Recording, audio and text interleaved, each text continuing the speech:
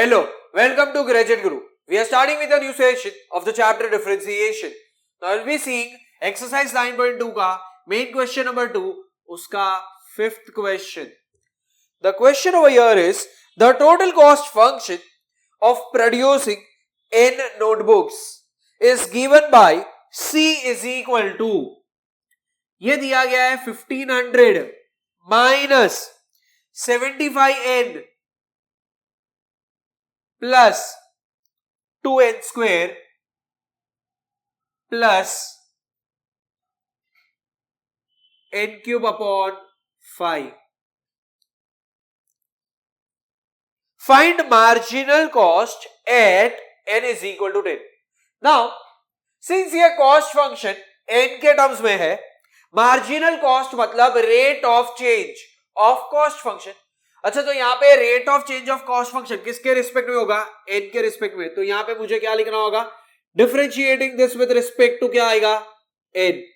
ये हो जाएगा dc upon dn which is same as marginal cost. This is equal to d upon dn of, ये हो जाएगा 1500 minus 75n plus 2n square plus n cube upon 5. अब ये plus minus वाले terms है तो डेरिवेटिव हर टर्म को जाएगा, एंड जैसे डेरिवेटिव हर टर्म को जाएगा वी से ये हो जाएगा d by D N of 1500, पहले तो ये आएगा, माइनस डेरिवेटिव 75n को जाएगा तो 75 कांस्टेंट है बट फंक्शन के साथ है तो d by D N of n आ जाएगा, प्लस ये हो जाएगा 2 d by D N of n square plus ये हो जाएगा 1/5 d by D N of n cube आ जाएगा. So this value is equal to derivative of 1500, ये खाली कांस्टेंट है तो इसका आंसर क्या आएगा? 0, माइनस ये हो जाएगा 75 derivative of n with respect to n, ये हो जाएगा 1 प्लस यहां पे ये 2 आ जाएगा, ये x रेज टू n है तो इसका आंसर होता है n into x raise to n minus 1, तो n स्क्वायर का आंसर हो जाएगा 2n n raise to n minus 1, तो ये 1 रेज टू 1 हो जाएगा तो 2n आ जाएगा, प्लस ये हो जाएगा 1/5 x रेज टू n के फॉर्मूला के हिसाब से ये हो जाएगा 3, यहाँ पे n है x के जगह पे तो n आ जाएगा, 3 माइनस 1 तो ये 2 हो जाएगा. सो अकॉर्डिंग टू दिस ये वैल्यू हो जाएगा c suffix m is equal to minus 75 plus 4n plus 3n square upon 5, and यहां पे मैं लिखूंगा c सफिक्स m मतलब marginal cost at n is equal to 10, ये हो जाएगा minus 75 plus 4 into 10 plus 3 into 10 का स्क्वायर अपॉन 5, ये हो जाएगा minus 75 plus 40 plus 3 into 100 upon 5, तो उस हिसाब से ये माइनस 75 प्लस 40 प्लस ये हो जाएगा 5 1 जा 5 20 जा 23 जा, ये हो जाएगा 60, माइनस 75 प्लस 40 प्लस 60 प्लस 40 100 हुआ, 100 माइनस 75 ये 25 हो जाएगा. ये हो गया c suffix m for n is equal to what? 10. So with this question number 5 is done. We make a note of this part.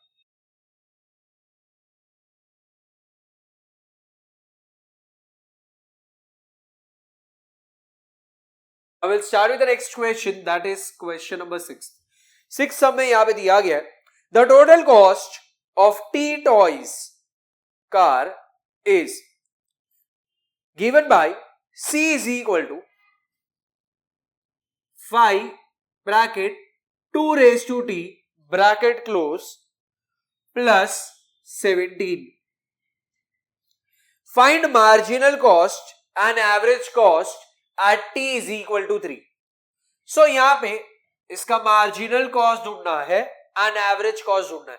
Marginal cost ढूंढना है मतलब ये फंक्शन का रेट ऑफ चेंज, तो यहाँ पे मैं लिखूंगा differentiating this with respect to क्या आएगा यहाँ पे? t, क्योंकि t is the factor, and यहाँ पे क्वेश्चन में दिया है t टॉय कार्स, मतलब यहाँ पे differentiate rate of change of cost with respect to t आ जाएगा, तो ये हो जाएगा dc बाई dt, ये हो गया मेरा c suffix m, that is marginal cost, and ये हो जाएगा d/dt of 5 into 2t plus 17 आ जाएगा.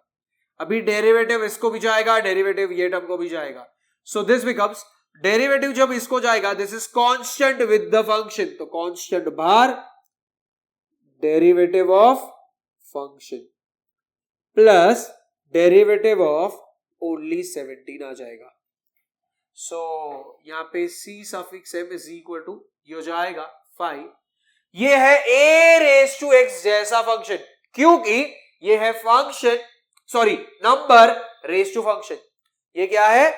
नंबर, क्योंकि 2 ये नंबर है, रेज टू t मतलब ये फंक्शन हुआ, क्योंकि यहां पे मेरा फंक्शन t के टर्म्स में है. So a raise to x का आंसर होता है a raise to x log a. तो ये हो जाएगा 2 raise to t into log 2 plus ये 17 का डेरिवेटिव क्या हो जाएगा? 0. तो ये हो जाएगा c suffix m is equal to 5 bracket 2 raise to t into log 2, and यहां पे आ जाएगा c suffix m at t equal to क्या बोला है उन लोग ने? 3. तो this value is equal to ये हो जाएगा 5 ब्रैकेट 2 रेज टू 3 log 2. ये हो जाएगा 5 ब्रैकेट 2 रेज टू 3 मतलब 8 हो जाएगा log 2. 5 8 ये हो जाएगा 40 log 2. ये हो गया मेरा c suffix m at t is equal to 3. और we can also say log of 2 raise to 40 since m log a is equal to log a raise to m. ठीक है, तो ये भी मेरा आंसर हो सकता है, ये भी मेरा आंसर हो सकता है. ये हुआ एक पार्ट क्वेश्चन का. क्वेश्चन में सेकेंड पार्ट बोला है and average cost. So average cost के लिए पहले वापस क्या लिखेंगे? Cost function. ये हो जाएगा 5 into 2 raise to t plus 17. यहां पे आएगा average cost, c suffix a से डिनोट करेंगे. This is c upon t. c in general c upon x होता है, मतलब total cost upon total toys, क्योंकि ये क्वेश्चन टॉयज के रिलेटेड है एंड टॉयज जो है वो t नंबर ऑफ टॉयज बोला है, तो c अपॉन t आ जाएगा. This is equal to 5 bracket 2 raise to t plus 17 whole divided by क्या आएगा? t. ये हो गया मेरा c सफिक्स a का वैल्यू. अभी c suffix a that is average cost at t is equal to 3 is equal to ये हो जाएगा 5 इंटू 2 रेज टू 3 प्लस 17 आ जाएगा होल डिवाइडेड बाय 3. ये हो जाएगा 5 into 8 plus 17 whole divided by 3. 5 8 ये हो जाएगा 40 प्लस 17 अपॉन 3. ये हो गया c suffix a at t is equal to 3. तो यहां पे आ जाएगा c suffix a at t is equal to 3 is equal to ये हो जाएगा 57 upon 3. This is equal to क्या आएगा? 19. c suffix a at t is equal to 3. ये हो गया मेरा एवरेज कॉस्ट फंक्शन का value. So with this question number 6 is done. We make a note of this part.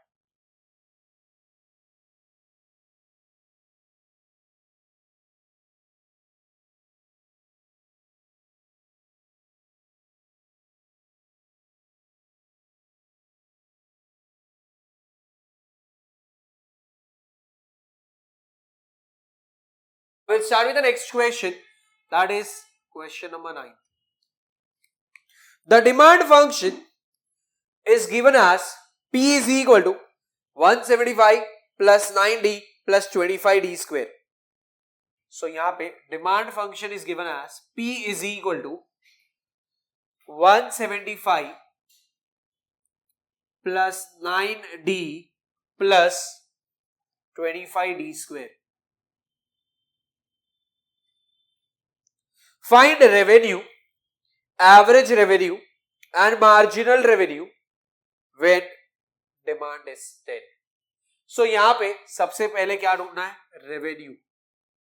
So in general revenue क्या होता है? It is price into demand. And उन लोग ने यहां पे दिया है the demand function is given as P is equal to, अरे ये P किसके टर्म्स में? D के टर्म्स में. तो यहां पे इन जनरल मैं लिखूंगा P इंटू D. यस ये हो जाएगा 175 plus 9d plus 25d square into क्या आ जाएगा d। ये हो जाएगा 175d plus 9d square plus 25d cube. ये हो जाएगा मेरा value of what revenue. And अब मुझे ढूंढना है रेवेन्यू का वैल्यू जब d का वैल्यू 10 है।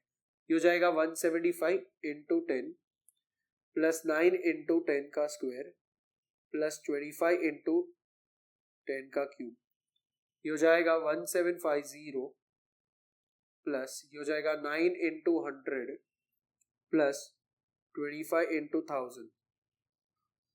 सो यहाँ पे लिखेंगे revenue at d is equal to 10 is equal to ये हो जाएगा 1750 प्लस ये हो जाएगा 900 प्लस ये हो जाएगा 25,000। So this value is equal to ये हो जाएगा 25,000 प्लस ये दोनों को ऐड किया ये हो जाएगा 2650। अब ये दोनों को ऐड किया ये हो जाएगा 27,650। दिस इज रेवेन्यू का value when the demand is 10। So यहाँ पे ये क्वेश्चन का फर्स्ट पार्ट हो गया। सेकेंड पार्ट है एवरेज रेवेन्यू ढूंढना। So what is average revenue? We write it as R suffix A is equal to यहां पे मैं लिखूंगा total revenue upon total demand. So we write it as R upon yes demand जो है यहाँ पे it is there in terms of D. So ये हो जाएगा व्हाट इज आर का वैल्यू? ये रहा मेरा आर का value that is 175d plus 9d square plus 25d cube whole divided by क्या आएगा d। ये हो गया आर सफिक्स ए का वैल्यू। सो यहां पे हम लिखेंगे R suffix A is equal to and यहां पे हम लिख सकते हैं व्हेन एवरेज रेवेन्यू का वैल्यू ढूंढना है जब d का वैल्यू क्या है 10। सो यहाँ पे 175 इंटू 10 हो जाएगा प्लस 9 इंटू 10 का स्क्वायर हो जाएगा प्लस 25 इंटू 10 का क्यूब हो जाएगा होल डिवाइडेड बाय 10 आ जाएगा। ये हो जाएगा 1750 प्लस ये 9 इंटू 100 हो जाएगा प्लस 25 इंटू 1000 हो जाएगा अपॉन 10। ये हो जाएगा 1750 plus 900 plus 25,000 whole divided by 10। ये हो जाएगा 27 यस ये सबको ऐड किया यस ये तो मुझे ऐसे इसके तो ऐसा ही नंबर दिख रहा है 27650 अपॉन 10 आ जाएगा। This is R suffix A at D is equal to 10। So ये हो जाएगा 2765। ये हो गया R suffix A at D is equal to 10। So यहाँ पे ये एवरेज रेवेन्यू भी मिल गया। अब थर्ड कंडीशन है मार्जिनल रेवेन्यू ढूंढना है। अच्छा यहां पे मुझे दिख रहा है this is revenue function. Marginal revenue मतलब rate of change of revenue with respect to demand. So यहां पे हम लिखेंगे R is equal to 175d plus 9d square plus 25d cube. And यहां पे in order to find marginal revenue differentiate करेंगे इसको with respect to d. ये हो जाएगा dr upon dd is equal to d upon dd of 175d plus 9d square plus 25d cube. So उस हिसाब से यहाँ पे ये आ जाएगा कांस्टेंट विद द फंक्शन है constant bar derivative of function. वापिस constant with the function constant bar derivative of function constant with the function constant bar derivative of function. ये हो जाएगा 175 इंटू 1 प्लस ये हो जाएगा 9 bracket derivative of d square with respect to d. तो इसका answer 2d हो जाएगा प्लस ये आएगा 25 derivative of d cube with respect to d. ये हो जाएगा 3d स्क्वायर। ये हो जाएगा 175 plus 18d plus 75d square. ये हो गया वैल्यू ऑफ मार्जिनल रेवेन्यू जिसको मैंने डिनोट कर दिया by what R suffix M.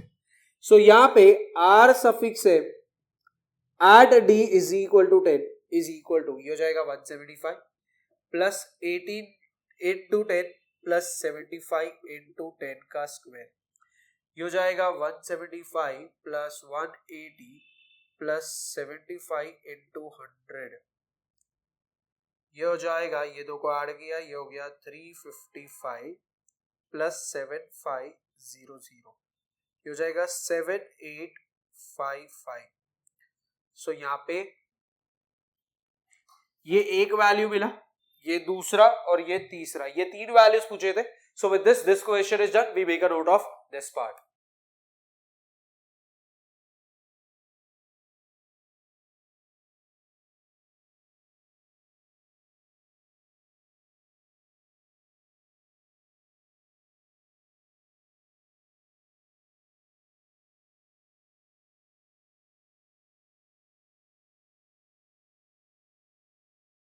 Now we'll start with the next question, that is question number 10. The supply S for a commodity at price P is given by S is equal to P square plus 9P minus 2. तो यहां पे मैं लिखूंगा S is equal to P square plus 9P minus 2. Find marginal supply when price is 7. ये supply function दिया है which is there in terms of price. So यहां पे मार्जिनल सप्लाई ये पूछा है, मार्जिनल सप्लाई मतलब क्या आएगा यहाँ पे, rate of change of supply function, and supply function किसके टर्म्स में, प्राइस पी के टर्म्स में। So differentiating this with respect to p, ये हो जाएगा ds upon dp is equal to d upon dp of, ये हो जाएगा p square plus 9p minus 2।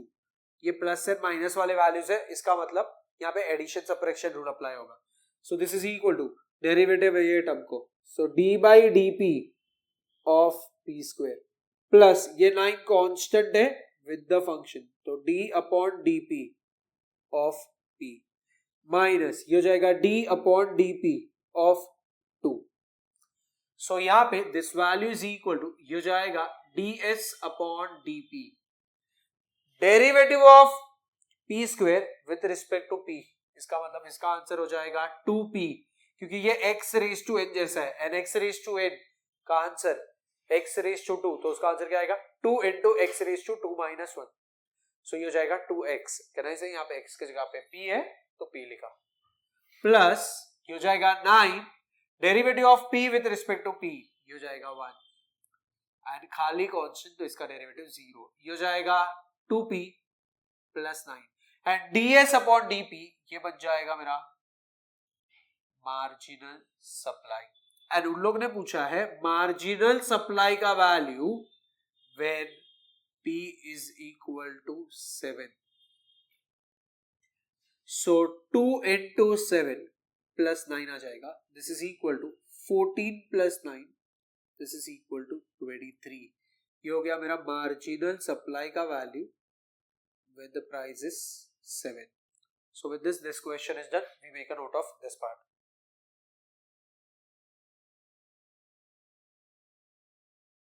Now let's start with the next question, that is question number 11. The cost of producing X article is given by C is equal to X square plus 15X plus 81.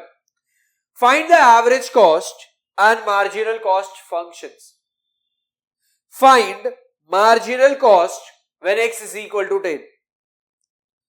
Find X for which marginal cost equals the average cost.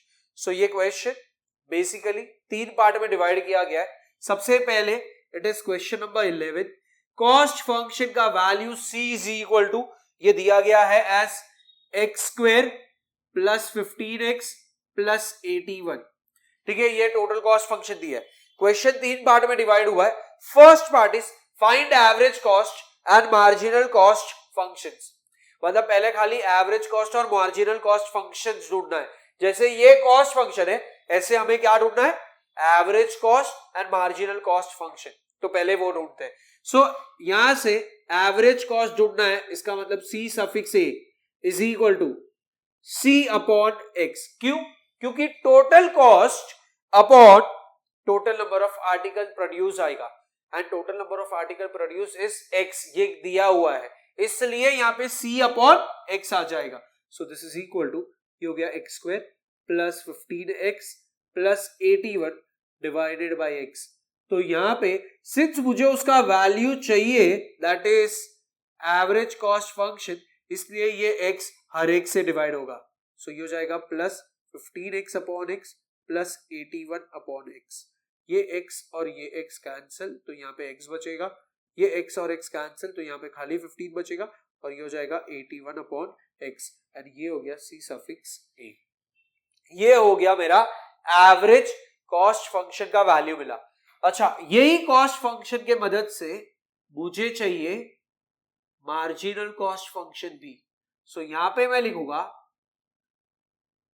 What is marginal cost, तो ये हो जाएगा rate of change of cost function, and यहाँ पे cost function किसके terms में, x के terms में. So rate of change of cost with respect to x, तो ये हो जाएगा differentiating this with respect to x, ये हो जाएगा dc अपॉन dx.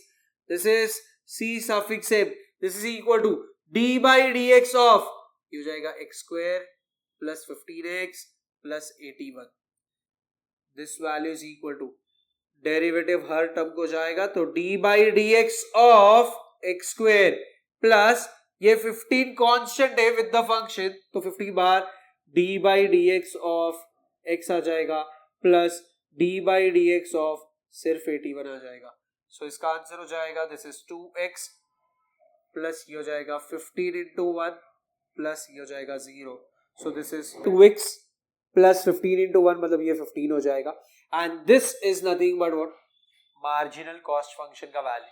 सो यहाँ पे मेरा क्वेश्चन का फर्स्ट पार्ट हुआ है, that is to find average cost function and marginal cost function. ये एक क्वेश्चन का पार्ट हो गया. सेकेंड पार्ट है क्वेश्चन का, find marginal cost when x is equal to 10. So यहाँ पे जिधर भी x है वहां पे 10 सब्स्टिट्यूट करेंगे, तो यहाँ पे मैं लिखूंगा it is marginal cost at x equal to 10. तो ये हो जाएगा this is equal to 2 into 10 plus 15, ये हो जाएगा 20 प्लस 15 इज इक्वल टू 35. ये हो गया c suffix m at x equal to क्या आएगा 10. सो यहाँ पे ये क्वेश्चन का सेकेंड पार्ट भी हो गया. अब थर्ड पार्ट पूछा गया है, that is find x for which marginal cost equals average cost. So यहाँ पे हमें x का वैल्यू ढूंढना है सच दैट ये marginal cost value is equal to average cost value, मतलब cm is equal to ca ऐसा दिया है, उस टाइम पे x का वैल्यू ढूंढो ये बोला है. तो यहां पे मैं लिखूंगा since marginal cost is equal to average cost, that means 2x plus 15 is equal to x plus 15 plus 81 upon x. तो ये हो जाएगा as 2x minus x plus 15 minus 15 is equal to 81 upon x. So ये 15 और ये minus 15 तो cancel हो गया, 2x minus x ये हो जाएगा x is equal to 81 upon x. So यहाँ पे ये अपॉन वाला x यहाँ पे गया, तो लिखेंगे therefore x into x is equal to 81. So x square is equal to 81 आएगा, तो x is equal to plus and minus 9 आएगा. सो यहाँ पे मैं लिखूंगा x can not be minus 9. Yes, reason क्या लिखेंगे, सिंस. सो रीजन क्या है, सिंस नंबर ऑफ आर्टिकल्स, क्योंकि x जो है वो नंबर ऑफ आर्टिकल्स है, तो number of articles can not be negative. So यहाँ पे मैं लिखूंगा therefore x is equal to क्या आएगा 9. मतलब जब x का वैल्यू 9 है उस टाइम पे मेरा marginal cost value is equal to क्या आएगा, average cost value. So with this question is done. We make a note of this part.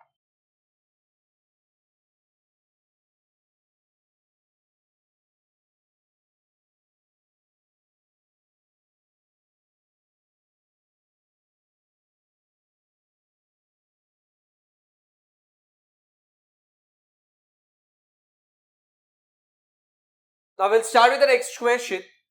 That is question number 7. If for a commodity the demand function is given by D is equal to root 75 minus 3p, find the marginal demand function when p is equal to 5. So यहां पे D is equal to root 75 minus 3p दिया है. Now over here we need to understand and we need to mark this as typical because see यहाँ पे D is equal to root 75 minus 3p ये दिया है. समझो अगर खाली रूट p के टर्म्स में होता तो डायरेक्ट रूट p का वैल्यू हमारे पास है. डिफरेंशिएशन में स्टैंडर्ड फंक्शन के कैटेगरी में वी हैव रूट p का वैल्यू डायरेक्टली, बट यहां पे रूट p नहीं है, यह है रूट ऑफ 75 माइनस 3p. सो यहां पे ये सबको टिपिकल इसलिए मार्क किया बिकॉज ये जो पार्ट है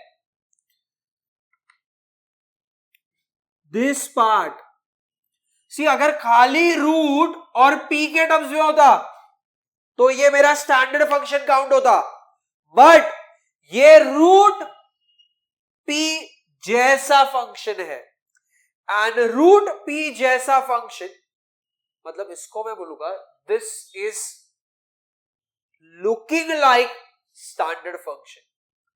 सी खाली रूट p मतलब अगर खाली ऐसा दिया है d इज इक्वल टू खाली रूट p है, यस, तो डायरेक्ट रूट p का डेरिवेटिव हमारे पास है तो ये स्टैंडर्ड फंक्शन कैटेगरी में जाता है.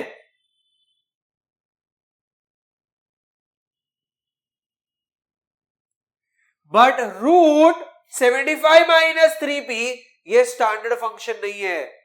सो यहां पे मैं लिखूंगा differentiating this with respect to p, ये हो जाएगा dd अपॉन dp. सो ये रूट x जैसा फंक्शन है एंड रूट x का डेरिवेटिव क्या होता है 1 अपॉन 2 रूट x. तो 1 अपॉन 2 रूट ये हो जाएगा 75 माइनस 3p. बट ये पार्ट जो 75 माइनस 3p है इसके वजह से ये स्टैंडर्ड फंक्शन कैटेगरी में काउंट नहीं हुआ. तो जो भी स्टैंडर्ड फंक्शन नहीं है उसका डेरिवेटिव आएगा.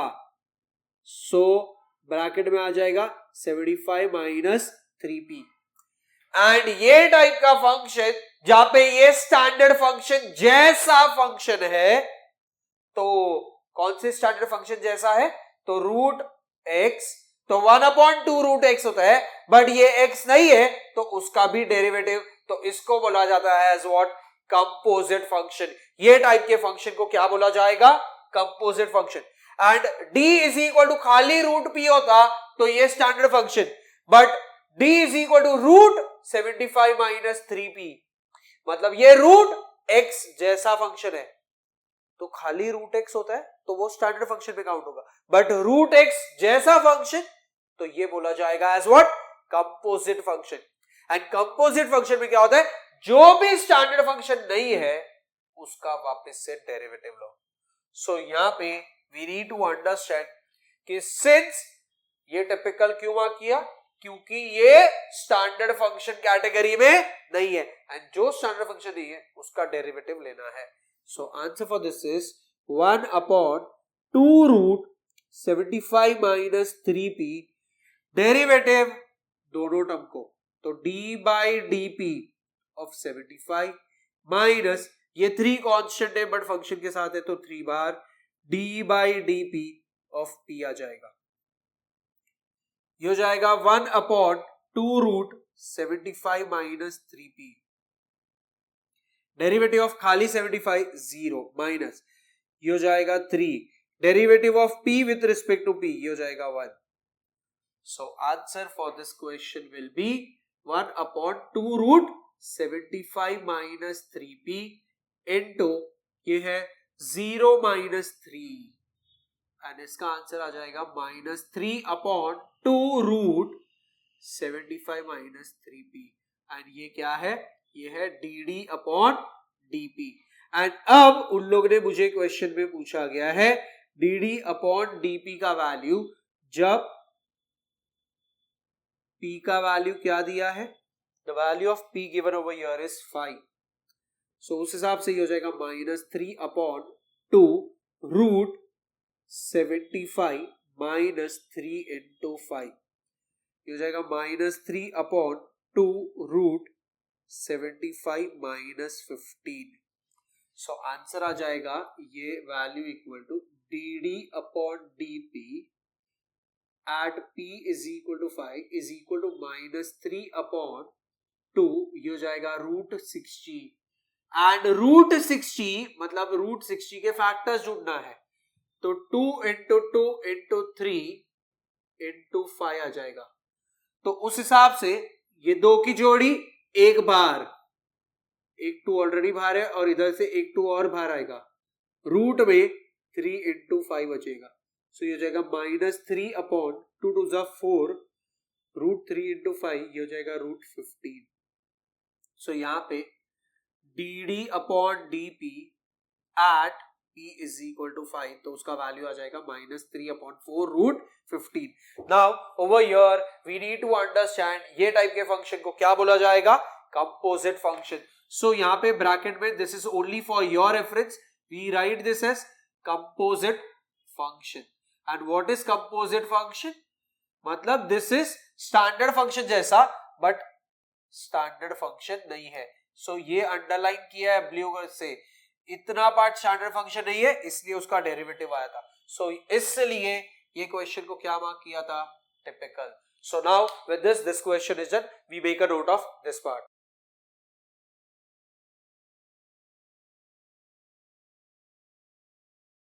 So now you all have copied this question. So with this we end the session over here, but please revise the concept of this session, that will help you to solve the questions further.